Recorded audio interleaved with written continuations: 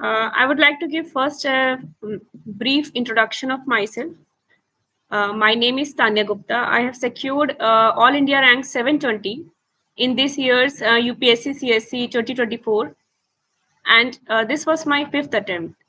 And previously, मैंने 3 prelims fail किए हैं. मेरा जो fourth attempt का mains था वो clear नहीं हुआ था. And in the fifth attempt, by God's grace, I was able to finally secure my name in the Holy PDF.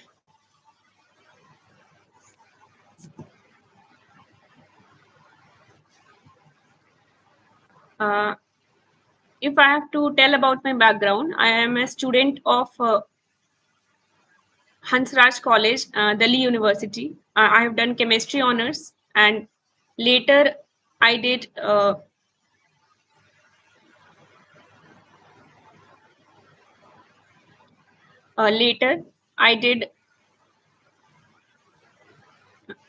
political did in political science, MA honors, MA in political science.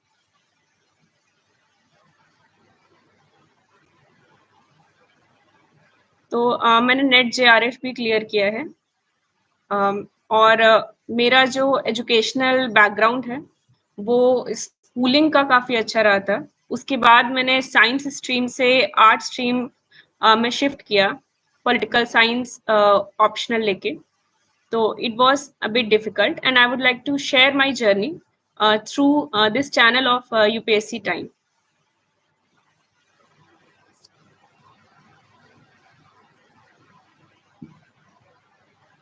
Just a second. I would like to take up the questions which were earlier posted to me. Firstly, book list क्या होनी चाहिए? तो book list के लिए आपको काफ़ी toppers बताते हैं. मैं भी सेम एक बार जस्ट गो थ्रू कर देती हूँ. जो बुक लिस्ट होनी चाहिए वो बहुत ही स्टैंडर्ड बुक्स रखनी चाहिए, स्पेशली NCERT जो ज़्यादा बेनिफिशियल है. एंड ज्योग्राफी में जैसे आप NCERT 11th-12th रख सकते हैं. इकोनॉमी में आप रुनाल सर के जो नोट्स हैं वो पूरा इकोनॉमी कवर करते हैं, बट उसके साथ आप NCERTs रख सकते हैं. पॉलिटी में Lakshmikant is gives a full coverage, but आप उसके साथ पॉलिटी का जो NCERT है वो भी पढ़ सकते हैं. हिस्ट्री में भी आप स्पेक्ट्रम के साथ एंशियंट और मेडिवल के लिए तमिलनाडु बोर्ड की NCERTs रख सकते हैं. और इन्वायरमेंट में शंकर IAS का बुक काफ़ी बेनिफिशियल है. इसके साथ मैंने बहुत सारे मार्केट्स में सोर्सेज अवेलेबल हैं करंट अफेयर्स के लिए, बट मैंने विजन का करंट अफेयर यूज़ किया था, विजन का PT 365. एंड वो साइंस, IR, इन्वायरमेंट, इकोनॉमी, ये सबके लिए विजन का करंट अफेयर काफ़ी इम्पोर्टेंट है. आप उसके साथ एक सेकेंड सोर्स रख सकते हैं, जैसे मैंने इनसाइट्स IAS का रखा था. उसके साथ मार्केट में और भी कंपाइलेशंस आते हैं like only IAS. Only IAS का जो prelim booster and editorial discussion है वो भी बहुत बेनिफिशियल है एक all the year round coverage देने के लिए. It is too much content, तो आप लास्ट मिनट उसको नहीं ले सकते हैं, बट उसको आप मतलब लाइक जब आप चलते फिरते लाइक ब्रेकफास्ट में के टाइम कभी भी वो जो 20 मिनट का है आप उसको 1.5 पे करके वो देखते रहिए, तो जो करंट अफेयर है वो माइंड में रहता है. और उसके बाद न्यूज़पेपर तो वैसे भी आर एक्सट्रीमली एसेंशियल.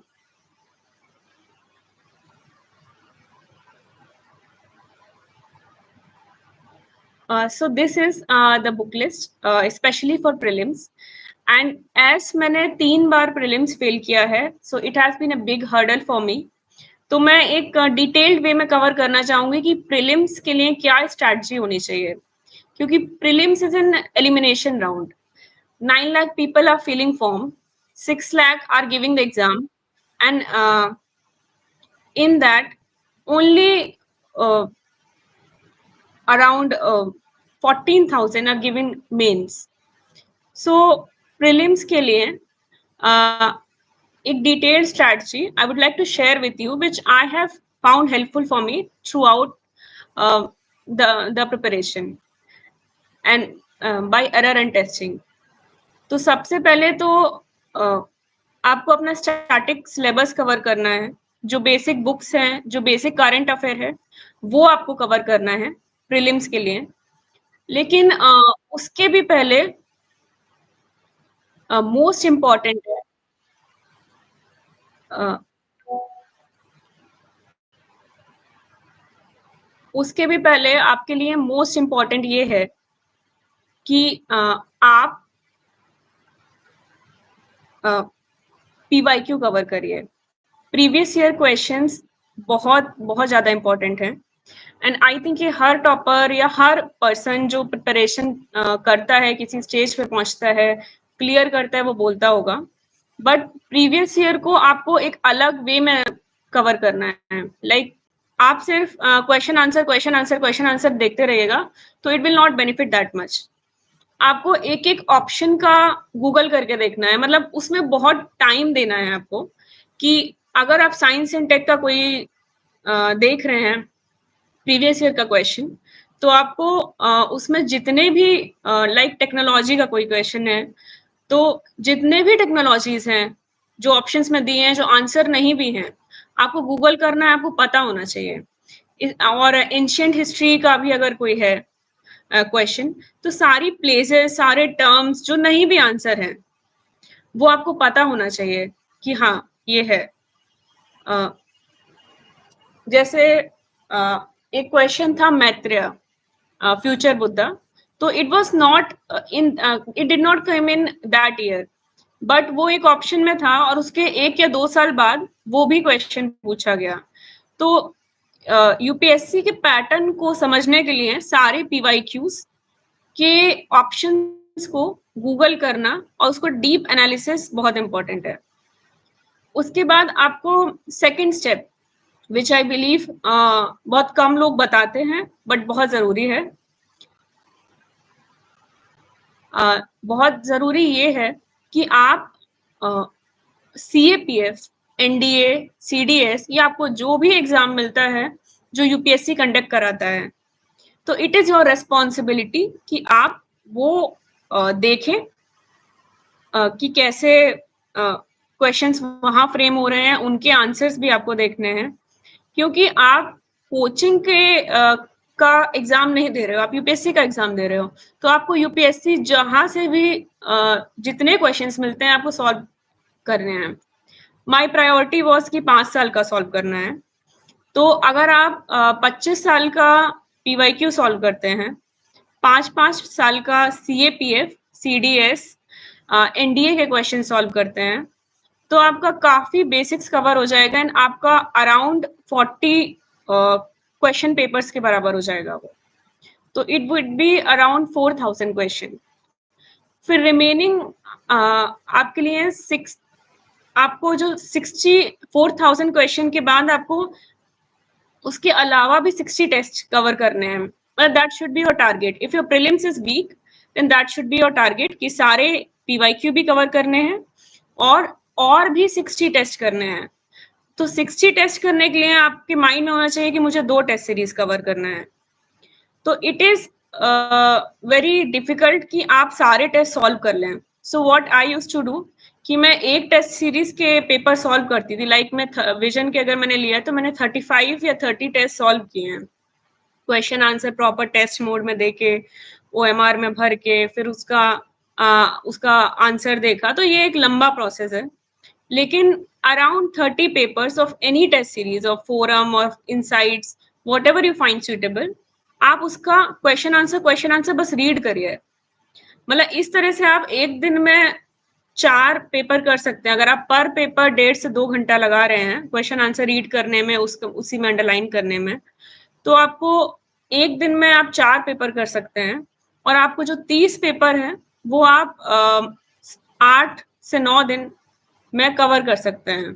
तो वो एक फास्ट प्रोसेस है कि आप ज़्यादा से ज़्यादा क्वेश्चन कम टाइम में कैसे कवर करें। तो ये प्रीलिम्स के लिए आप अगर आपने 60 टेस्ट कर लिए, अगर आपने 40 पीवाईक्यू कर लिए, तो आपके अराउंड 10,000 क्वेश्चंस और अराउंड 100 पेपर्स हो जाएंगे। सो अब आपका प्रीलिम्स स्ट्रांग हो जाएगा, मतलब इतना करने के बाद आपका प्रीलिम्स स्ट्रांग हो जाएगा and there will be high chances कि आपका अब निकल जाए। उसके बाद I will come to mains. Mains में भी प्रीवियस ईयर का रोल काफी इंपॉर्टेंट है और मेंस में प्रीलिम्स का रोल काफी इंपॉर्टेंट है। आपने प्रीलिम्स के टाइम में कितने अच्छे से पढ़ाई की है, वो मेंस में उतना ही हेल्प करेगा।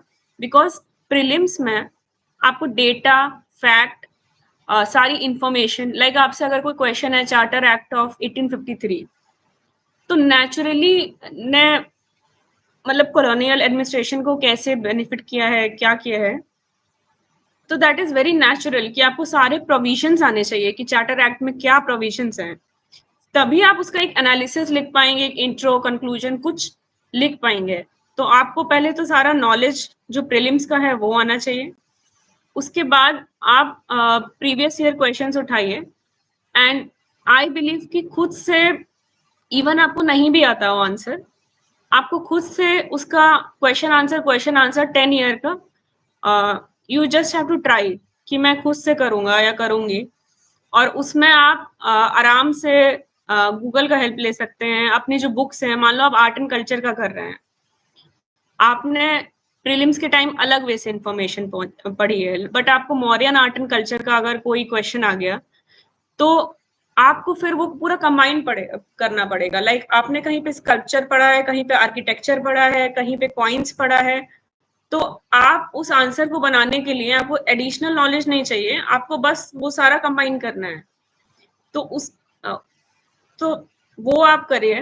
मतलब खुद से क्वेश्चन आंसर बनाने में बहुत ज्यादा बेनिफिशियल है। आपको एक आइडिया लगता है कि मेरा नॉलेज कितना है, मुझे कहाँ पे ज्यादा पढ़ना है। मेंस के लिए लिमिटेड ही पढ़ना है। द मेन फोकस इज कि आपको प्रिपरेशन करनी है आंसर राइटिंग की। तो उसके लिए आपको कंटेंट रेडी रहना चाहिए। आपने कंटेंट अगर मान लीजिए मेंस में रेडी कर लिया है, उसके बाद आप आंसर राइटिंग का ट्राई करिए। आंसर राइटिंग में 3 मिनट में, 3 से 3.5 मिनट में आपको एक पेपर भरना है पूरा, और आपको 10 मार्क के क्वेश्चन में 7 मिनट मिलते हैं। उसमें आपको 3.5 दोनों में, और उसमें 10 से 20 सेकेंड अगर आप थिंकिंग का हटा दें, तो आपको ऑन एन एवरेज 3 मिनट में एक शीट भरनी है लिखते हुए। तो शुरू में तो ऑफकोर्स ये नहीं होगा, बट अगर कंटेंट सोचने का आदत हो गया है, जो एक्सरसाइज करेंगे अगर पीवाईक्यू सॉल्व करने का, उसके साथ ही ब्रेनस्टॉर्मिंग की अगर आदत होगी, तो आप धीरे धीरे वो लिखना स्टार्ट कर देंगे। फिर I believe third important thing is कि आपको टॉपर्स कॉपी देखते रहना है। बहुत सारे लोग ये एग्जाम निकाल रहे हैं, और बहुत सारे लोग रिपीटेड वे में निकाल रहे हैं। तो कुछ चीजें हैं जो ऑलरेडी क्रैक्ड है। प्रेजेंटेशन का वे कैसे करना है, मान लीजिए आप एक सेम नॉलेज को 1 2 3 करके लिखते हैं, और अगर आप सेम उसको एक ऐसे डायग्राम के थ्रू, लाइक सर्कल बना के ऐसे लिखते हैं, तो psychologically it gives a little better impression. और अगर आपके पूरे शीट में अलग अलग डायग्राम्स का यूज है, फ्लो चार्ट्स का यूज है, तो it gives a better impression कि हाँ, the presentation is also good. तो वो आप टॉपर्स कॉपी से ले सकते हैं। आई थिंक इवन आप टॉपर्स कॉपी से इंट्रोज एंड कंक्लूजन भी ले सकते हैं। आप वहां से मतलब कंटेंट भी ले सकते हैं। जैसे कुछ चीजों का intro conclusion as a template आपको रेडी रखना पड़ेगा। फॉर एग्जाम्पल, अगर वाटर से रिलेटेड कुछ आता है या क्लाइमेट चेंज से रिलेटेड कुछ आता है, तो IPCC 6 assessment report can be quoted in intro and SDG goals can be quoted in the conclusion part. तो ये सब अगर रेडी होगा, सिमिलरली SHG का हो गया, उसमें भी SDG आप कर सकते हैं। आपको टॉपर्स कॉपी विजन का जो रिसोर्स पोर्टल है वहां पे मिल जाएगा अवेलेबल, एंड उसमें सफिशिएंट कॉपीज रहती हैं। आप एक बार में 4 to 5 कॉपीज उठाइए और 4 to 5 टॉपर्स की कॉपी उठाइए, अलग अलग स्टाइल्स देख के अपने लिए एक वे बनाइए, बिकॉज अगर आप मेंस में 20 क्वेश्चंस लिख रहे हैं तो it should not be monotonous for the person who is checking. तो मेंस में also I would like to add कि लिखने का, अब आपको बहुत जल्दी जल्दी अगर पॉइंट सोचने हैं तो पॉइंट्स आप कैसे सोचेंगे? एक तरीका होता है आप सारे स्टेक होल्डर्स के बारे में सोचिए, लाइक मान लीजिए एथिक्स का कोई क्वेश्चन है, तो एथिक्स के केस स्टडी आप सॉल्व कर रहे हैं, तो आप वहां पे एथिकल व्यूज लिख रहे हैं, तो आप सारे स्टेक होल्डर्स के व्यू से सोच के ज्यादा पॉइंट्स बना सकते हैं एथिकल डायलेमास एंड ऑल का। उसके अलावा आपको मल्टी डायमेंशनल रखना है आंसर, तो कोई भी क्वेश्चन होता है, मान लीजिए एसएचजी ग्रुप का कोई क्वेश्चन है, how it is beneficial, then और विमेन्स मूवमेंट से रिलेटेड है, तो उसमें आप सोसाइटी पर्सपेक्टिव से, political perspective, economic perspective, science perspective, which has become more and more relevant right now, and geographical perspective, ये सारे वे से आप सोच सकते हैं। और ये अगर आपके माइंड में वो होगा कि ओके मुझे इस वे से सोचना है, इस वे से सोचना है, तो वो जो टाइम है आंसर लिखने का वो थोड़ा रिड्यूस हो जाएगा, वो सॉरी जो टाइम है आंसर सोचने का वो रिड्यूस हो जाएगा। देन अगर मेंस का एक डिटेल्ड स्ट्रैटेजी ये मैंने बहुत ही जनरल बात बताई है जो आप सारे पेपर्स पे एप्लीकेबल होती है, सारे ही पेपर्स पे आपको इतना इतना करना है। उसके अलावा बस एक चीज और बताना चाहूंगी कि ब्रेनस्टॉर्मिंग करना है, जो मैंने मतलब इस बार काफी की थी, क्योंकि पीवाईक्यू के सारे क्वेश्चंस के एक पॉइंट के बाद आंसर्स बनाना बहुत डिफिकल्ट होता है, मतलब इतना टाइम नहीं है, आपको 3 ही महीना मिल रहा है। तो फिर मैं एक टाइमर लगाती थी और 10 मार्क के क्वेश्चन के लिए 1 मिनट का टाइमर, 1 मिनट में मुझे उसका इंट्रो, उसका कंक्लूजन और उसके 10 पॉइंट आंसर के अपने ब्रेन में सोचने हैं, और वो जस्ट मैं हाथ से काउंट कर रही हूँ ऐसे। और इतना सोचने के बाद मुझे मतलब इतना सोचने का जो प्रोसेस है उसमें मैं 1 मिनट में ही टाइमर बंद कर दूंगी। मतलब वो जो प्रेशर क्रिएट होता है, वो मुझे प्रेशर क्रिएट इतने बार मैं कर लूँ यहाँ पे ही कि मुझे एग्जाम में प्रॉब्लम नहीं हो। उसके बाद 15 मार्क के क्वेश्चन के लिए सिमिलरली 1.5 मिनट का टाइमर, और उसमें इंट्रो, कंक्लूजन और 2 पार्ट्स होंगे, तो 7 पॉइंट उधर 7 पॉइंट इधर सोचना है और वो टाइमर बंद कर देना है। तो ये जो ब्रेनस्टॉर्मिंग का ये टेक्निक है, ये मैंने भी काफी मेंटर्स से सीखा है जो यूट्यूब पे अवेलेबल है, और उसको अप्लाई भी किया तो उसका मुझे बेनिफिट भी रियल एग्जाम में दिखा, क्योंकि इतना कम टाइम होता है कि अगर आपका पेन रुक गया तो आपका एग्जाम छूट जाता है, आपको सोचने का टाइम नहीं है। तो अगर आपको 1 मिनट में सारा आंसर बनाने का आपकी माइंड को आदत है, या 1.5 मिनट में 3 पेज भरने का आदत है, तो आप कर सकते हैं आराम से, पेपर कंप्लीट कर सकते हैं। पेपर कंप्लीट करना ही इतना बड़ा टास्क है मेंस में। मैं सारे क्वेश्चंस एक बार मेंस का स्ट्रैटेजी बता के फिर एड्रेस करूंगी। मेंस में मैं फर्स्ट तो GS1 का हो गया। GS1 में आपको सोर्सेस बहुत अलग नहीं करना है, आपका वही सोर्स रहेगा, हिस्ट्री का वही सोर्स रहेगा जो ऑलरेडी पढ़ा हुआ है, spectrum, Nitin Singhania, fine arts की एनसीईआरटी की बुक। उसके बाद वर्ल्ड हिस्ट्री में थोड़ा अलग पढ़ना रहेगा, बट आप पीवाईक्यू देख के उसको भी छांट सकते हैं। फिर सोसाइटी एंड सोशल इश्यूज, ये दोनों कंबाइन करके you can read, that is in paper 1 and paper 2। तो ये कंबाइन करके आप मतलब किसी भी सोर्स से जो भी एक पतला सा ही मिल रहा है मार्केट में, उससे देख के खुद से आंसर बना के, लाइक ग्लोबलाइजेशन, एक रिपीटेड थीम है, कास्ट इशू एक रिपीटेड थीम है, तो इस टाइप से उसके क्वेश्चंस देख के जस्ट आंसर बनाने का ट्राई करिए। बहुत इनोवेशन नहीं है उसमें, अगर एक ही क्वेश्चन आएगा तो आप पहले से ही बना सकते हैं कि ग्लोबलाइजेशन पे आपने कोई फैक्ट है कि वर्ल्ड इंटरकनेक्टेड है, आप कंक्लूजन में कुछ से सोच सकते हैं वसुधैव कुटुंबकम और इस टाइप की टैगलाइंस, तो वो आप सोच के रखिए। फिर सेकंड आता है पॉलिटी। तो पॉलिटी में सॉरी GS2 पेपर, उसमें पॉलिटी एंड गवर्नेंस है। पॉलिटी से हम फेमिलियर होते हैं, बट जितना हम फेमिलियर हैं लक्ष्मीकांत के थ्रू, उतना हम मतलब उतना बेनिफिशियल नहीं है, मतलब सफिशिएंट नहीं है। तो पॉलिटी के लिए आपको जो एनालिसिस वाला है, या तो आप कोई और सोर्स ले लीजिए, या आप उसी मतलब आप खुद ही आंसर बनाने का ट्राई करिए टॉपर्स कॉपी देख के।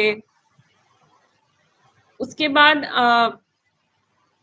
गवर्नेंस का हो गया, एंड पेपर 2 में आई थिंक सोशल इशू मैंने पहले ही कवर कर लिया है। तो पेपर 3 में science and tech, economy, agriculture ये आता है। तो मैंने काफ़ी अनकन्वेंशनल सोर्स यूज़ किया था। इसके लिए मैंने ऋषिकेश रेड्डी सर के नोट्स हैं मार्केट में अवेलेबल, काफ़ी डिटेल्ड नोट्स हैं जिसमें उन्होंने या I would like to recommend this Rishikesh Reddy sir के नोट्स, सारे टॉपिक्स पे उन्होंने पब्लिकली विजिबल कराए हुए हैं उनकी वेबसाइट पे। तो you can note this name. और कभी भी मेंस के किसी भी पोर्शन में आपको लगता है कि कंटेंट नहीं है, तो you can just go on his site और वहां पे वो सारे टॉपिक्स के आपको कंटेंट मिल जाएगा। आप लास्ट मिनट भी, मैंने काफी वर्ल्ड हिस्ट्री के काफी टॉपिक्स मैंने लास्ट मिनट वहां से पढ़े हैं, और मतलब काफी चीजों का उन्होंने बहुत ही ऑर्गेनाइज्ड वे में कंटेंट रखा है। तो मैंने GS3 के लिए, इकोनॉमी एग्रीकल्चर के लिए मैंने सर के नोट्स यूज कर लिए थे। और साइंस के लिए मैंने मेंस 65 और ये सब पढ़ लिया था। फिर मेंस 65 भी आपको कवर करना है जितना जल्दी जल्दी आप कर सकते हैं, from A birds eye view, not की लाइन बाय लाइन, उतना टाइम ही नहीं रहता है। फिर GS4 के लिए आप लुकमान IS का मैंने पहले कोर्स लिया था, but I would recommend Vajiram में पीयूष सर का मॉड्यूल है, एथिक्स मॉड्यूल। तो वो काफी आंसर ओरिएंटेड है, वो मैं डेफिनेटली रेकमेंड करूंगी, बिकॉज मैंने सर का कोर्स लास्ट ईयर भी लिया था, तब मेरे 105 मार्क्स थे 6 में, और इस साल मैंने लिया है, तो इस साल भी लिया था मैंने, तो 121 मार्क्स थे। तो जितना वो कंटेंट प्रोवाइड करते हैं, प्रैक्टिस कराते हैं, और लाइक उनके एग्जाम्पल्स जितने वो देते हैं, उतना काफी मतलब सफिशिएंट होता है एथिक्स पेपर के लिए। एथिक्स पेपर के लिए actually you can depend on him, जो प्रोवाइड करा रहे हैं, जो उनका अप्रोच है, दैट यू कैन इनकलकेट, क्योंकि उस अप्रोच से मार्क्स आ रहे हैं। फिर ऑप्शनल का भी मैं एड्रेस करना चाहूंगी। ऑप्शनल में मेरा political science and international relation था, एंड ऑप्शनल में मेरे लास्ट ईयर 221 मार्क्स थे, इस साल 253 मार्क्स हैं। तो मेरे लेवल पे मैंने ऑलमोस्ट 30 मार्क्स के ऊपर का गेन किया है। तो what I did was, first कि मेरा बेसिक सोर्स शुभ्रा मैम के नोट्स थे, शुभ्रा मैम का जो पोस्टल करस्पॉन्डेंस मटेरियल होता है वो। उसके बाद मैंने बहुत सारा उसमें वैल्यू एडिशन किया है, काफ़ी वैल्यू एडिशन किया है इंटरनेशनल रिलेशंस का, स्पेशली जितना करंट आ रहा था। मैं जैसे इंडिया इजराइल है, तो ITU2 आया है, मेरे पास पुराने नोट्स हैं, तो मैंने उसमें डाला हुआ है, या बहुत सारी चीज़ें मैंने उसमें डाली हुई हैं। इवन मैं और भी कोचिंग लाइक GS4, उसका मैंने पहले लिया था, तो जो वहाँ से कुछ कंटेंट है इंट्रो कंक्लूजन के लिए, थिंकर्स के पर्सपेक्टिव, वो सब मैंने अपने नोट्स में या उसी बुक में यूज मतलब डाल लिया था, ताकि मैं अच्छे आंसर्स थोड़ा बना सकूं, स्पेशली करंट रिलेटेड IR में। और जो स्टैटिक वाला पोर्शन है पेपर 1 का पार्ट 1 सेक्शन 1 उसमें तो मैम के नोट सफिशिएंट है, उसमें बहुत ज़्यादा वैल्यू एडिशन की नीड नहीं है। आप बस प्रीवियस ईयर क्वेश्चन देख के सॉल्व कर सकते हैं। पेपर 2 में कुछ लेवल तक नीड होती है बिकॉज़ पार्लियामेंट है, कास्ट पे है, तो आप रीसेंट एग्ज़ाम्पल्स कोट कर सकते हैं। बट बेसिक स्टफ मैम के नोट्स में सफिशिएंट है। और पेपर 2 का जो सेक्शन 1 है, वो भी अपने आप में सफिशिएंट है। आप उसमें काफ़ी वैल्यू एडिशन कर सकते हैं। जैसे अगर बैलेंस ऑफ पावर का कॉन्सेप्ट है, तो उसमें जो करंटली चल रहा है यूएस चाइना का, यूएस इंडिया का, वो एग्ज़ाम्पल्स कोट कर सकते हैं। इवन थिंकर्स को भी कोट कर सकते हैं। तो अ, ऑप्शनल का मेरे हिसाब से एक ब्रॉड स्ट्रैटेजी यही है कि आपको एक अच्छा अंडरस्टैंडिंग होना चाहिए। ऑप्शनल अगर आपको सेलेक्ट करना है, तो उसके लिए आपको इंटरेस्ट होना चाहिए क्योंकि बहुत डेप्थ में पढ़ना पड़ता है। तो पॉलिटिकल साइंस ऑप्शनल से related, if any doubts then I will clear in some time.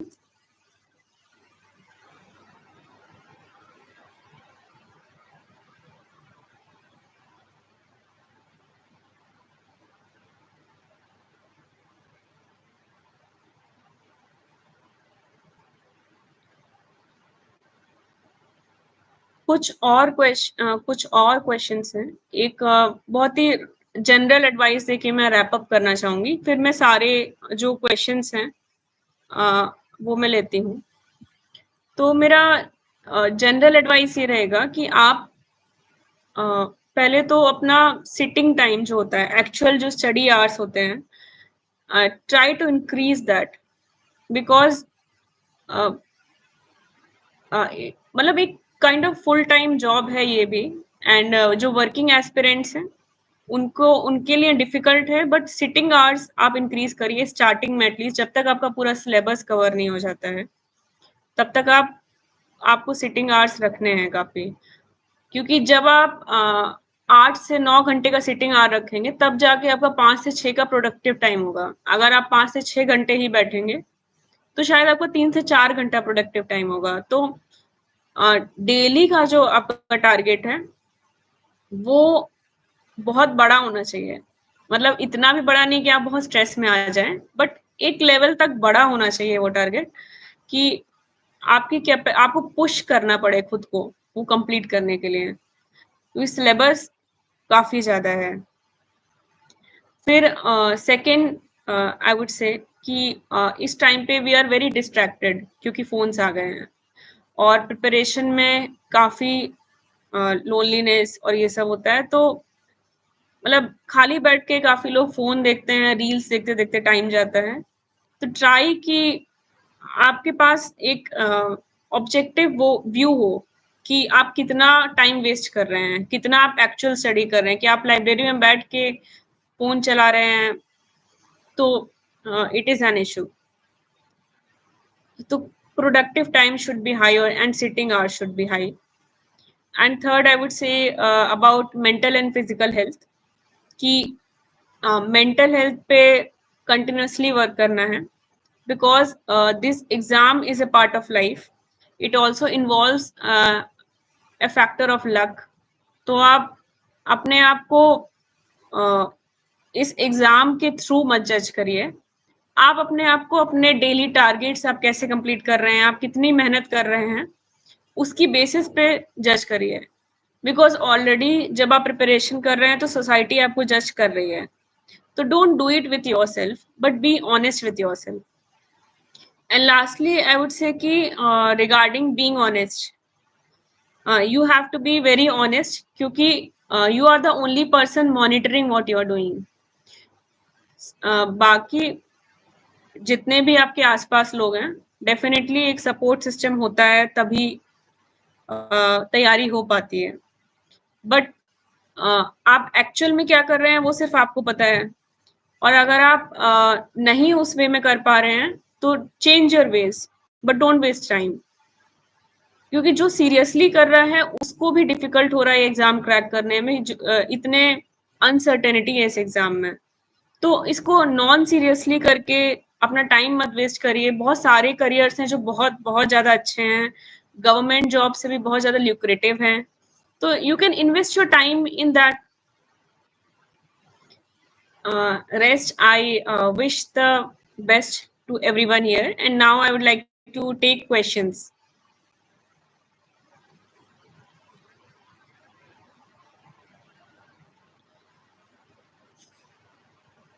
अब एक क्वेश्चन है कि टॉपर्स कॉपी कैसे एनालाइज करना चाहिए. तो अगर आप कोई भी टॉपर्स कॉपी लेते हैं, जैसे मैंने श्रुति मैम की कॉपी ली थी, तो तो उसमें आपको कुछ यूनिक दिखेगा. कुछ तो आपको यूनिक दिखता है. लाइक मुझे उनके आंसर्स में यूनिक एग्जांपल्स दिखे थे. लाइक बहुत ही बाउंसर क्वेश्चंस होते हैं कि पर्शियन के से कैसे, मतलब इंडियन कल्चर में पर्शियन का क्या इन्फ्लुएंस है. तो उसमें भी वो वैसे आंसर्स लिख रही थी कि like I am not able to remember, but वहां से डेली यूज के वर्ड्स लाके, मतलब जो इंटरकनेक्टेडनेस का वे है, वो मुझे उस कॉपी से मिला कि आप डेली यूज में जो भी ऑब्जर्व कर रहे हैं, आप अपने एग्जाम्पल्स में लिख सकते हैं. आपको हर चीज याद करने की नीड नहीं है. तो आप टॉपर्स कॉपी में पहले एनालाइज करिए कि क्या यूनिक है, क्या अलग है, कैसे इंट्रो बन रहा है, कैसे कंक्लूजन बन रहा है, आंसर में पॉइंट्स कैसे बन रहे हैं. Like there was one topper rank 16. He used to write almost 15 points in 10 mark question. तो ये सब ऑब्जर्व करिए कि क्या अलग अलग तरीके हैं चीजों को प्रेजेंट करने के, आंसर्स लिखने के, और क्या आपको सूट कर रहा है. जैसे मैं 10 मार्क के क्वेश्चन में 15 क्वेश्चन नहीं लिख, सॉरी 15 पॉइंट्स नहीं लिख सकती हूँ, क्योंकि मेरा स्पीड उतना नहीं है. तो अब वहां से कंटेंट भी देख सकते हैं, और वो सब एनालाइज करके आप जो भी आंसर राइटिंग करिए, आप उसमें आंसर राइटिंग करें, आप उसमें इनकलकेट करिए.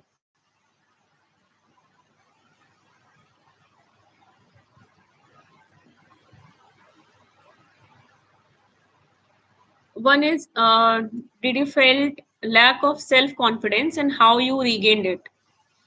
तो ऑफ कोर्स स्पेशली जब मैंने थर्ड प्रीलिम्स फेल किया था बैक टू बैक, तो मुझे मेजर सेल्फ कॉन्फिडेंस इश्यूज आए थे. इवन दो मेरा 12th तक एकेडमिक रिकॉर्ड काफी अच्छा था मेरा. I was a district topper in 12th class. तो उससे वो कहीं ना कहीं वो कॉन्फिडेंस पूरा शेक हो गया था. But I kept giving exams, I kept giving other exams. तो मैंने उस टाइम नाबार्ड का एग्जाम दिया था, and I reach the interview stage, and next year also I reach the interview stage. तो कहीं ना कहीं मल्टीपल एग्जाम्स देते रहने से, और उसमें कुछ मतलब कुछ रिजल्ट मिलने से भी कुछ कॉन्फिडेंस आया था. And secondly my support system, my mother, my brother, my friends like Ajit, they were very helpful push करते रहने में कि हाँ, I believe in you, I believe in you. So that was beneficial for me.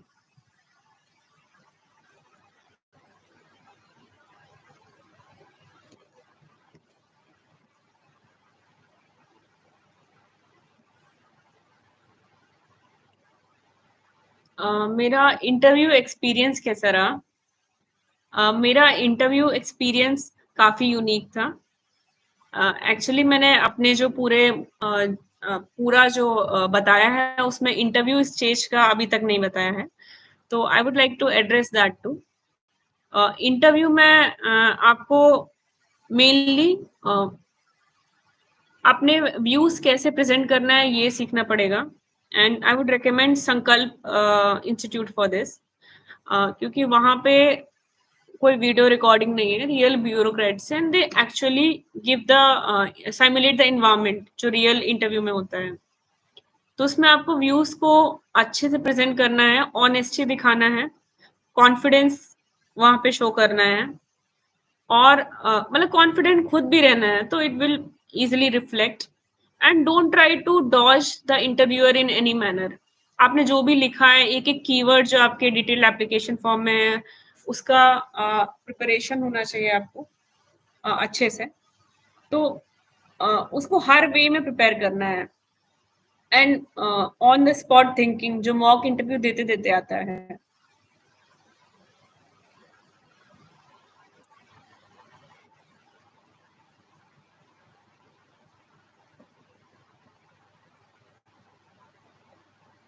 Yes. And how can we know that how much time we should give to particular subject or topic? तो आप खुद देखिए, जैसे अगर आपने कोई topic पढ़ा है और आप उससे रिलेटेड आपने हिस्ट्री का कोई टॉपिक पढ़ा है और आप उससे रिलेटेड कोई टेस्ट सॉल्व कर रहे हैं, कोई क्वेश्चन सॉल्व कर रहे हैं, तो आप ये देखिए कि उस टॉपिक से क्या आपके क्वेश्चन अभी भी गलत हो रहे हैं, तो मतलब it is not prepared. So by testing only you can know, and then you have to reread it, revise it। नहीं समझ में आ रहा है तो कोई ऑनलाइन वीडियो देख लिया, लाइक थ्री पेरेंट बेबी है कोई एक, जो साइंस में है और पीवाईक्यू में भी आया है। अगर आपको नहीं समझ में आ रहा है तो आप अ, उसका एक वीडियो देख के अंडरस्टैंड कर सकते हैं। बहुत सारे वेज हैं चीज़ों को याद रखने का। हिस्ट्री का कोई वीडियो देख सकते हैं। मृणाल सर का चैनल है, उसमें बहुत पुराने वीडियोस हैं ज्योग्राफी के। I am not able to remember the name of the ma'am, Raj Sanjali ma'am. If I am wrong please correct me. History के वीडियोस हैं, वो सारे आप प्लेलिस्ट देख सकते हैं कि आपको कॉन्सेप्ट्स क्लियर हो, आपको टाइमलाइन समझ में आ रही है, हिस्ट्री में ज्योग्राफी में कॉन्सेप्ट समझ में आ रहे हैं, और फिर आप क्वेश्चंस करिए। तो सही मतलब अगर सही नहीं हो रहे हैं देन यू विल नो कि अभी भी अच्छे से प्रिपेयर नहीं है।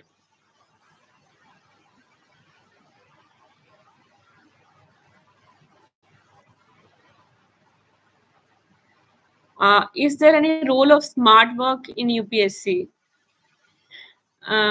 ऑफ कोर्स आपको अपना दिमाग लगाना है चीजों में, तो वही स्मार्ट वर्क हो गया। मतलब हार्ड वर्क तो करना ही है। लाइक मैंने जो ब्रेनस्टॉर्मिंग का बताया है, एक तरीका ब्रेनस्टॉर्मिंग ऑफ पीवाईक्यू। तो एक तरीका तो ये है कि आप सारे पीवाईक्यूज को लिख रहे हैं, मतलब उनका पूरा पूरा आंसर बना रहे हैं। कि अगर कोई 10 मार्क का क्वेश्चन है तो 2 पेज का आंसर बना रहे हैं, 15 मार्क का है 3 पेज का आंसर बना रहे हैं, 2 पेज का। और एक दूसरा जो मैंने तरीका बताया है ब्रेनस्टॉर्मिंग का, उसमें आप पूरा आंसर माइंड में सोच रहे हैं 1 मिनट में। तो वहां पे आपको अगर एक आंसर में 15 मिनट लग रहे हैं उस लिखने में, खोजने में उसका आंसर, यहाँ पे आप 1 मिनट में कर ले रहे हैं, तो that is a example of smart work कि आप टाइम रिड्यूस कर रहे हैं। बट जो बेसिक्स हैं वो करना पड़ेगा। हार्ड वर्क करना ही है। स्मार्ट वर्क बस ये आ जाता है कि आप कितना सेलेक्टिव है। मान लो आप पीवाईक्यू एनालाइज कर रहे हैं, तो स्मार्ट वर्क ये हो जाएगा, पीवाईक्यू एनालाइज में आपको हार्ड वर्क करना है, बट वहां से आपने कहीं कुछ टॉपिक्स देखे, लाइक पार्लियामेंट, फंडामेंटल राइट्स जो आ रहा है, वहां आप स्मार्ट वर्क करिए कि आप उन टॉपिक्स पे ज्यादा फोकस दे रहे हैं। How to increase thinking ability while answer writing.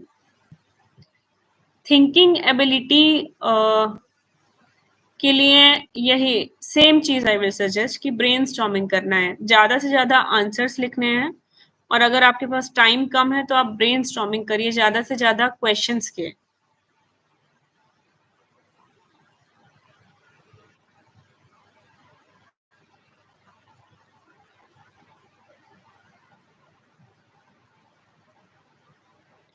What was your motivation that never let you down throughout journey other than the social service?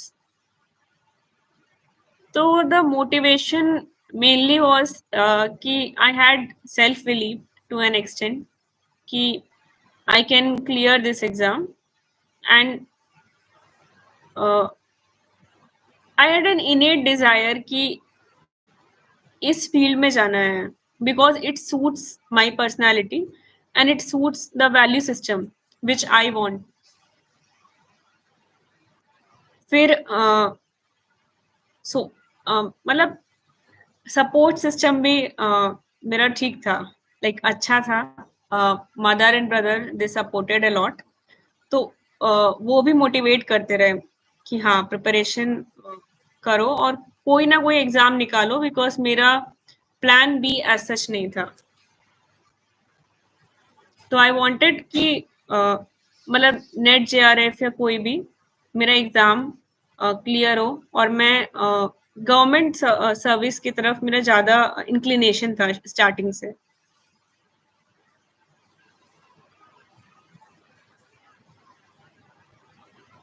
Please give a strategy for 2026। तो 2026 का exam में 1 साल अभी बाकी है। तो उस 1 साल में आप स्टार्टिंग करिए प्री के उससे। प्री का जो कंटेंट है आप वो पढ़िए पहले अच्छे से, और उसमें आपको 3 to 4 months लगेगा पूरा कंटेंट पढ़ने में। उसके बाद आप ऑप्शनल कवर करिए, 3 months अराउंड आपको ऑप्शनल कवर करने में लगेगा। फिर दिसंबर अराउंड से आप टेस्ट पेपर्स का मतलब दिसंबर अराउंड तक आप ऑप्शनल पढ़ के मेंस का आंसर राइटिंग स्टार्ट कर सकते हैं। सॉरी, सितंबर अराउंड से आप मेंस का आंसर राइटिंग स्टार्ट कर सकते हैं, और दिसंबर से जनवरी के अराउंड आप वापस प्रीलिम्स मोड में जाके फिर से सारे जो टेस्ट जितना टेस्ट पेपर आप लगा सकते हैं, जितने पीवाईक्यू आप सॉल्व कर सकते हैं वो आप करिए। तो मेंस का तैयारी पहले करके रखिए और उसके बाद प्रीलिम्स का पढ़ना है।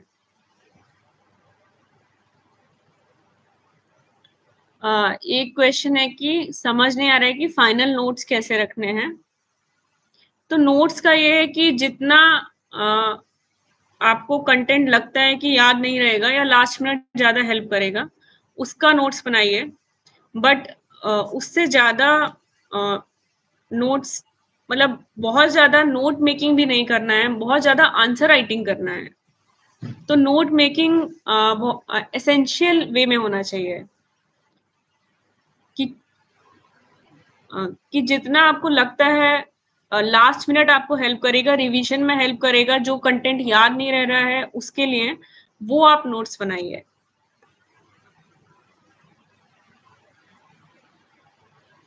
रिवीजन करने का टाइम नहीं निकल पाता है। रिवीजन तो हमेशा मतलब टाइम कम ही रहेगा, इतना वास्ट सिलेबस है कि टाइम उसके लिए कम ही रहेगा। तो आप अ, ये कर सकते हैं कि आपने एक बार रीड कर लिया, टेस्ट लगा लिया, अगर आपको लग रहा है ये एरिया वीक है तो आप उसको रिवाइज कर लिया। उसके अलावा करंट अफेयर में अगर आपको लग रहा है करंट अफेयर के क्वेश्चन कम सॉल्व कर पा रहे हैं तो आप करंट अफेयर का आपने दोबारा रिवाइज कर लिया। तो आप सेलेक्टिव वे में भी रिवीजन कर सकते हैं, because end to end revision आप 2 बार कर लें और सेलेक्टिव वे में रिवीजन कर लें कुछ लेवल तक, तो आप कर सकते हैं। बाकी वो कंप्लीट नहीं होगा, इट इज फ्रॉम एक्सपीरियंस कि इट इज़ वेरी डिफिकल्ट कि आप हर चीज़ रिवाइज कर लें। लास्ट मिनट तक लगता है कि ये रिवाइज नहीं किया है, क्वेश्चन देखते ही लगता है कि ये पढ़ा है बट याद नहीं आ रहा है। That is very natural, you do not have to stress about that.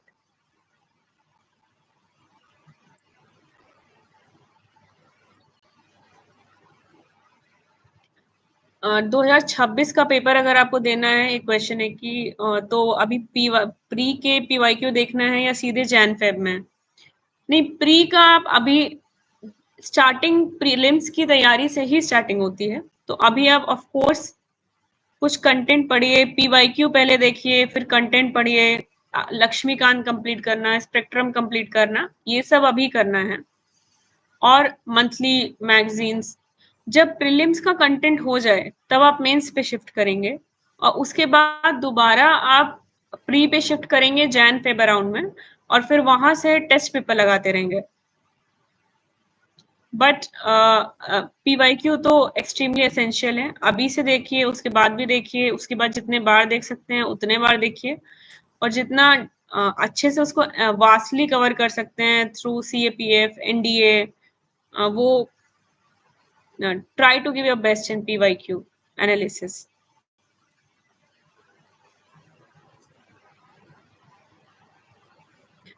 How beginners should start mains preparation and note making. तो mains preparation is never from zero, क्योंकि ऑलरेडी आपने प्रीलिम्स के लिए बहुत पढ़ाई की है, आपके पास कंटेंट है। तो जो जो एक्स्ट्रा ऐड करना है लाइक सोसाइटी, सोशल इश्यूज, वो आप ऐड करिए। बट उसके अलावा ब्रेनस्टॉर्मिंग के थ्रू ऑलरेडी जो कंटेंट है उससे क्वेश्चन सॉल्व करने का ट्राई करिए कि जैसे मैंने मॉडर्न आर्ट का एग्जांपल दिया था, वो हो गया। फिर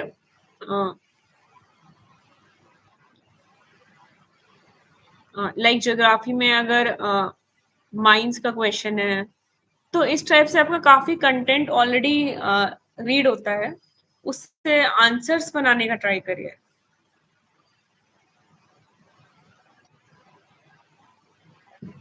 और आंसर राइटिंग आपको करना ही है, एटलीस्ट 1 घंटा आंसर राइटिंग से स्टार्ट कर सकते हैं। मल्टी डायमेंशनल आंसर कैसे लिखना चाहिए, एग्जाम्पल देकर समझाइए। मल्टी डायमेंशनल आंसर के लिए आपको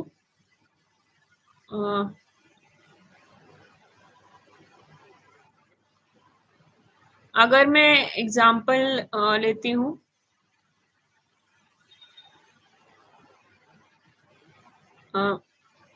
लाइक विमेन विमेन का ही एग्जाम्पल लेती हूँ, विमेन मूवमेंट्स पे। तो what women movements in India and what are the impact of those movements. तो विमेन मूवमेंट्स का आपको एक तो याद होना चाहिए कौन कौन से हैं। चिपको मूवमेंट है, अपेको मूवमेंट है, ये सारे मूवमेंट्स हैं। उसके बाद आपको जो एनालिसिस है, वो सिर्फ आप ये नहीं करेंगे कि मतलब इन्वायरमेंटल पर्सपेक्टिव कि इन्वायरमेंट को बेनिफिट हुआ चिपको मूवमेंट से। सोसाइटल पर्सपेक्टिव कि सोसाइटी, उसमें आपने एग्जाम्पल लिख दिया ये। फिर सोसाइटल पर्सपेक्टिव कि विमेन का जो प्लेस है वो इंक्रीज हुआ। For example commission of women, जो radical feminist, third wave movement, first wave movement of feminism, इस सब से विमेन राइट्स इंक्रीज हुए। Then third would be political perspective, Nari Shakti Vandan Abhiyan because of women's movement.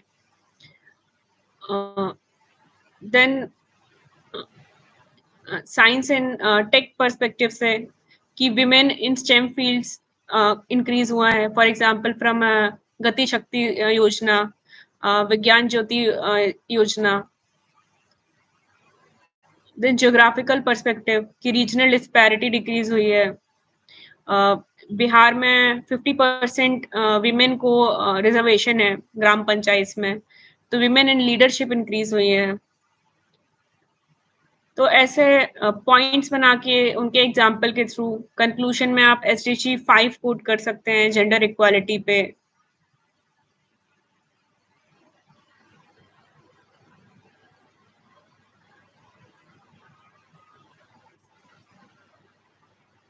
CSAT strategy पे एक question है।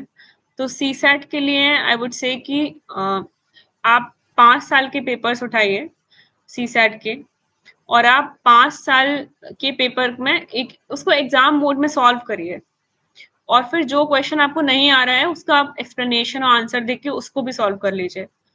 तो इससे आपके CSAT में अगर आपका 100 के ऊपर स्कोर आ रहा है PYQ सॉल्व करने में, तो I don't think you need a strategy, it is good enough, क्योंकि 66 मार्क्स लाने हैं, आप पास कर जाएंगे। बट अगर आपके 100 के से कम आ रहे हैं तो आप एक लेवल पे प्रैक्टिस कर सकते हैं। उसमें आप रिकॉग्नाइज करिए कि आपको रीडिंग कॉम्प्रिहेंशन में ज्यादा कंफर्टेबल है या मैथ्स में, आपको कहाँ से स्टार्ट करना है। उसके बाद अगर आपको लगता है आप रीडिंग कॉम्प्रिहेंशन में ज्यादा कंफर्टेबल हैं, तो मैं रीडिंग में कंफर्टेबल थी, तो मैं 45 मिनट में सारा रीडिंग करती थी। और उसके बाद अ, अ, मैं मतलब वो सॉल्व करके वो खत्म करती थी सारे क्वेश्चंस पूरे CSAT पेपर में। तो मुझे कहीं ना कहीं इतना कॉन्फिडेंस आता था कि अगर मैंने 20 क्वेश्चन सॉल्व किए हैं तो इसमें से मेरा एटलीस्ट 40 मार्क्स हो जाएंगे, 35 to 40 marks. So I just have to get 30 marks more. तो फिर मैं मैथ्स स्टार्ट करती थी और मैथ्स में भी मुझे जो डिफ़िकल्ट लगता था, उसको मैं तुरंत छोड़ के अगले पे, क्योंकि वहाँ पास होना है आपको। टाइम अगर आप बहुत कभी-कभी होता है कि एक क्वेश्चन में 15 मिनट लग जाता है और फिर उस टाइम में हम 4 क्वेश्चन कर सकते हैं। 4 क्वेश्चन आपके 10 मार्क्स हो जाएँगे, आपका सीसैट निकल जाता है इतने मार्क्स में। तो आप जल्दी-जल्दी फ़िल्टर करिए कि कौन-सा आ रहा है, कौन-सा नहीं आ रहा है, उसके लिए आपको पीवाईक्यू सॉल्व करना पड़ेगा।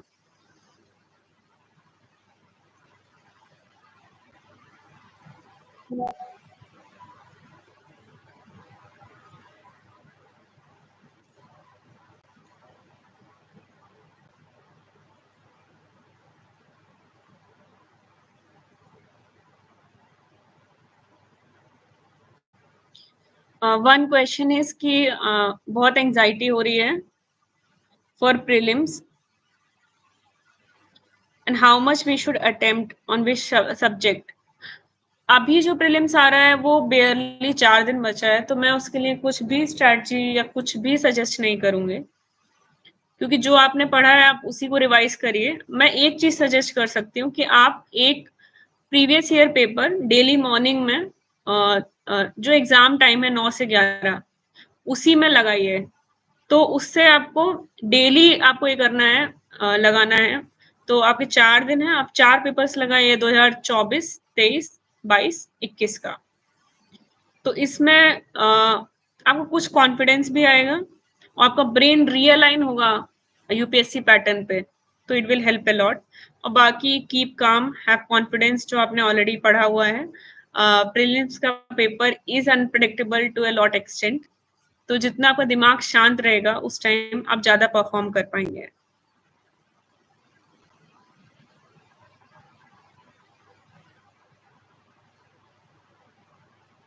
एक क्वेश्चन है कि क्या सारा डेटा लर्न करना पड़ेगा। तो ये मुझे भी गलतफ़हमी थी कि यूपीएससी इज़ अबाउट अंडरस्टैंडिंग और इतना रटना नहीं पड़ता है। बट ऐसा नहीं है, आपको बहुत सारी चीज़ें रटनी ही पड़ती हैं। मतलब आप गवर्नमेंट एक्ट 1935 में आप एक लेवल तक अंडरस्टैंड कर सकते हैं, उसके बाद आपको सारे प्रोविजंस याद होने चाहिए। तो बहुत लेवल तक चीज़ें आपको याद होनी चाहिए, बट अपने दिमाग में क्रैम मत करिए। इसलिए प्रीवियस ईयर क्वेश्चन इंपॉर्टेंट है, आपको ये देखने के लिए आपको क्या चीज़ याद होना चाहिए। Like fundamental rights should be on your tips. Article 14, article 15, article 17 क्या है। Similarly preamble should be on your tips. तो वो सब चीज़ें आपको याद ही होनी चाहिए। आप उसमें ज़्यादा आप क्या उसमें समझ सकते हैं प्रीएम्बल में? एक हाँ, ऑफ कोर्स मोस्ट चीज़ें याद होनी चाहिए, बट काफ़ी अगर आपको डेटा नहीं याद आ रहा है मेंस में, तो आप ये लिख सकते हैं कि more than 60% of India's population has, मतलब ऑक्सफोर्ड रिपोर्ट हैज़ सेड कि around 10% of people have 44% wealth. So you can use words like around, approximately in some places, or greater than 60% uh, irrigation level.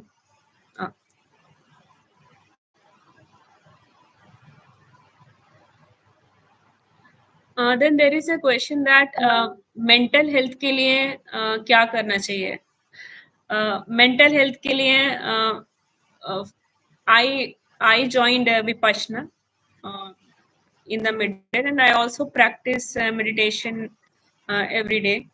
Or physical health is also related to mental health, so you should focus on your कि आप क्या खा रहे हैं, किस time खा रहे हैं, बिकॉज प्रिपरेशन के time we tend to ignore these things कि नहीं अभी मन लग रहा है तो ठीक है 12-1 बजे खा लेंगे रात के, या स्किप कर देंगे, या अनहेल्दी खाएंगे। तो कभी कभी वो या जस्ट इतना बाहर का खाना ही ऐसा होता है कि आप नॉर्मल फूड भी खा रहे हैं तो बीमार पड़ सकते हैं। एंड मेरे फ्रेंड्स भी हैं जिनको टाइफॉइड, जॉन्डिस एग्जाम के टाइम हो जाता है, एंड वो काफी खराब होता है, बिकॉज आपका पूरा मेहनत जा सकता है अगर आपका फिजिकल हेल्थ सही नहीं हो, और आपका मेंटल हेल्थ भी इम्पैक्ट होगा। तो फिजिकल हेल्थ पे एक्सरसाइज करना है, वॉकिंग करना है, मेडिटेशन करना है। उसके अलावा कहीं न कहीं आपके माइंड में होना चाहिए कि ये नहीं होगा तो कुछ कर लेंगे।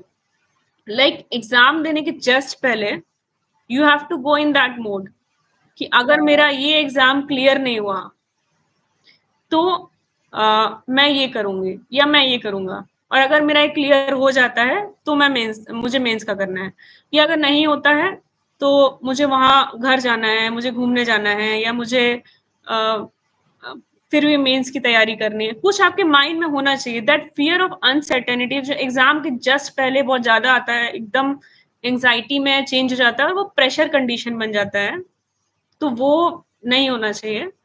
बिकॉज सारे ऑलमोस्ट सारे क्वेश्चंस नए होते हैं, और फिर अगर आप सोच नहीं पा रहे हैं तो रिस्क नहीं ले पाते हैं प्रीलिम्स में, और वो बहुत डिफिकल्ट हो जाता है।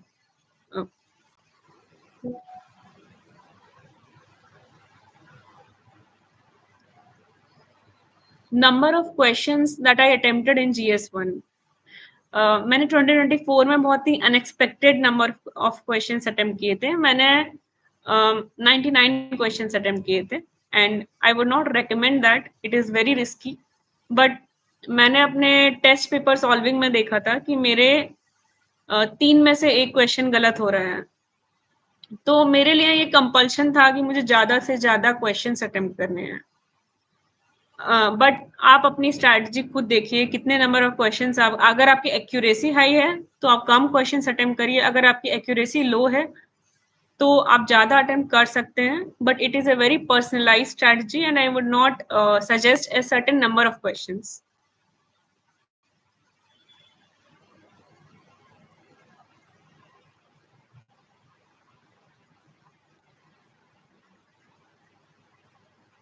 मंथली टारगेट्स में कितने जीएस टॉपिक्स लेकर चलना चाहिए as I am a beginner?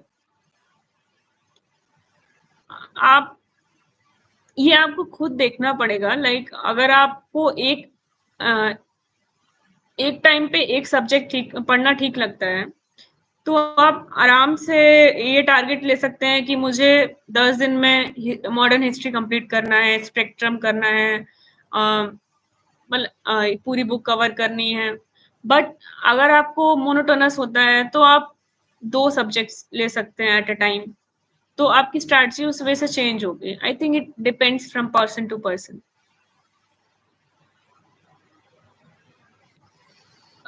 The question is how much I scored in paper 1 and paper 2। मुझे पेपर 1 में 90 स्कोर था मेरा, एंड मेरा पेपर 2 में भी अराउंड 90 ही स्कोर है। तो पेपर 2 में थैंकफुली मुझे उतनी प्रॉब्लम नहीं हुई है, बिकॉज मैं PYQ देख के आई फाउंड कि एक ठीक लेवल पे है, और जहाँ जहाँ मेरे वीक पॉइंट्स है स्पेशली मैथ्स एंड रीजनिंग, उसके लिए मैं अलग से एक्सप्लेनेशन देख लेती थी।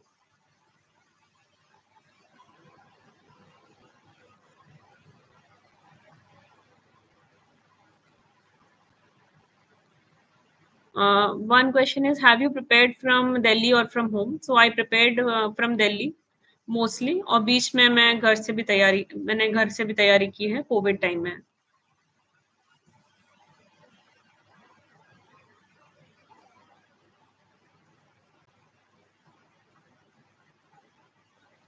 एसे को लेके क्वेश्चंस हैं कि how to structure an essay on abstract topic.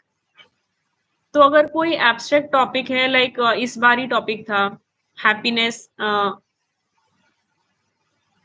Happiness पे था, I am not able to remember, but बहुत ही फिलोसफिकल लाइन थी। It is not an it is a path not an end, something in that regard. तो abstract topic में पहले तो एक अंडरस्टैंडिंग होनी चाहिए कि पूछ क्या रहा है, किस वे से इंटरप्रेट करना है। आप अगर आपने वो टॉपिक आपको समझ में आ गया, तो फिर आप उसमें इंट्रो यूज कर सकते हैं। जैसे EIR 1 सर है, हाउ टू राइट एन ऐसे की एक बुक है, उसमें आपको मिल जाएगा ये कंटेंट कि अलग अलग इंट्रोज कैसे लिखने हैं। तो उसमें आप स्टोरी यूज कर सकते हैं। लाइक आप बुद्धा का स्टोरी, मैंने शायद बुद्धा का स्टोरी यूज किया था कि बुद्ध ने जो 4 पीपल देखे थे और उसमें उन्होंने जो सन्यासी था उसको सबसे ज़्यादा हैप्पी देखा। He saw a sick man, a dying man और फिर उसके बाद वो निकल गए। तो इस टाइप से कोई स्टोरी और इंसिडेंट यूज़ किया, फिर उसको टॉपिक से कनेक्ट किया, फिर उसके वेरियस पर्सपेक्टिव मतलब एग्ज़ाम्पल्स ऑफ पर्सपेक्टिव मतलब मेन आप स्ट्रक्चरिंग ऐसे करते हैं कि आपको आर्गुमेंट बनाना है। उस टॉपिक के फ़ेवर में आप आर्गुमेंट्स बना सकते हैं और उसके बाद आपको एक काउंटर नैरेटिव भी देना है कि नहीं हैप्पीनेस एंड भी होता है, सिर्फ़ पाथ नहीं होता है। कहीं-कहीं आप अगर आपके फॉर एग्ज़ाम्पल अगर आप के बेसिक नीड्स पूरे नहीं हो रहे हैं, तो आप हैप्पी रह ही नहीं सकते हैं। तो आपको कोई क्राइटेरिया बनाना ही पड़ेगा, जैसे भूटान का हैप्पीनेस इंडेक्स है, समथिंग लाइक दैट और फिर उसको एक वे में उसको वे फॉरवर्ड दे दिया कि कैसे इंसान हैप्पी रह सकता है और फिर उसको कंक्लूड कर दिया। तो ऐसे आर्गुमेंट्स, एग्ज़ाम्पल, काउंटर आर्गुमेंट उसका example, way forward you do not have to write like this कि way forward है ये, but uh, it futuristic like window of hope something ऐसे लाइन कीवर्ड्स यूज करके आप वे फॉरवर्ड लिख के conclude कर सकते हैं उसको।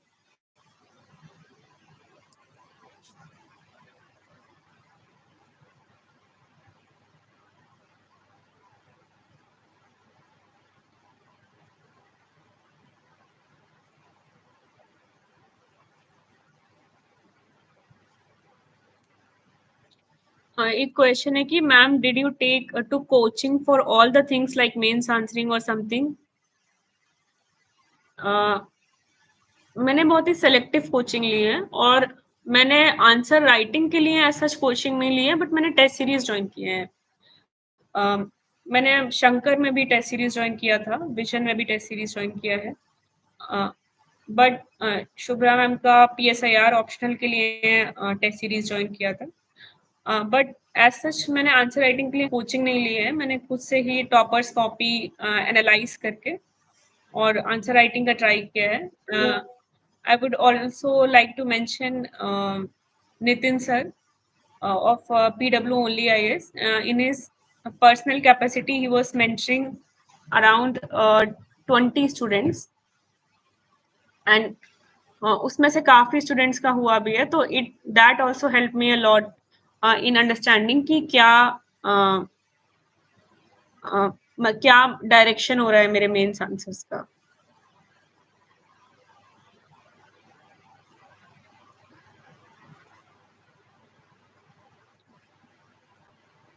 There is a question, what's your background in academic and optional? So I've already addressed this. My optional is political science and my academic background is chemistry honors, जिसका कोई अभी relation नहीं है मेरे career से. But I have also done MA in political science and I cleared NET JRF. So political science is also my optional. I think I have covered most of the questions here. अगर कोई नया question है तो आप please put कर सकते हैं, otherwise I would like to end this session.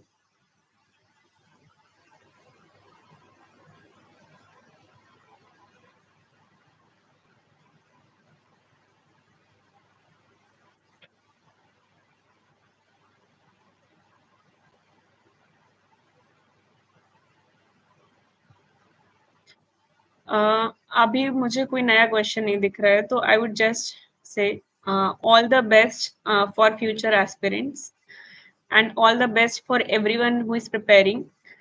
Believe in yourself and this is UPSC exam is definitely a dream, but it is not the end of life, and don't make this exam your life. You have to have plan B. You also have to think कि नहीं clear होता है तो क्या होगा, और बहुत ही relaxed वे में प्रिपरेशन करनी है, बिकॉज प्रिपरेशन बहुत ही आइसोलेटेड जर्नी है और इसमें यू ग्रो अलॉट। अगर आप लॉयर बनते हैं, डॉक्टर बनते हैं यूपीएससी प्रिपरेशन के बाद, तो आपकी एक जनरल अंडरस्टैंडिंग एक नॉन प्रिपेयर्ड पर्सन से काफ़ी ज़्यादा होगी। तो आई होप कि everyone who is watching this gets the dream fulfilled, becomes a civil servant. But if you are not able to achieve that dream, क्योंकि सक्सेस रेट ही 0.01% है, then also this knowledge will be utilized. It is not a waste, and I just wish everyone the best in their life.